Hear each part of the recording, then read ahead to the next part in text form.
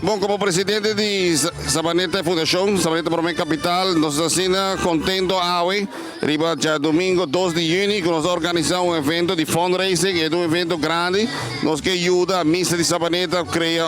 capel com o pastor de Sabaneta, Andrés, já acaba de basic, né? Nós também damos empurre, ajuda colegas Sagrado Coração com greenhouse, e também fundar, e também tem uma ideia, com a Tatrandra,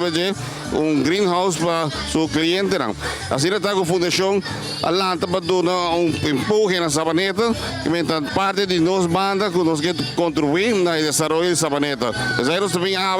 nós temos fundraising evento, quando nós escutamos atrás, nós temos Javion tocando, cantando, e aí está um programa assim, bonita, de interdia, de gestionador que nós começamos. Agora acaba o grupo de Betico, de City Robes e Solo Banda Show. Nós temos um bom ambiente, nós também temos hobby bolo, nós recordando bastante fundo, nós temos a Aruba Bank. Agora que já acaba de dia 6.000 florins que nós recaudamos, nós estamos sumamente contentes, a todos os donadores, com a donação,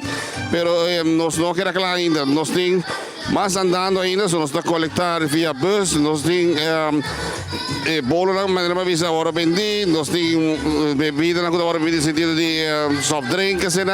nós temos que recontar tudo coisa ainda, mas nós estamos positivos que já acaba, vamos ver que é um dia frutífero, um dia hobby positivo para Sabaneta, onde o povo também junto, de comunidade para comunidade, nós te ajuda a outro.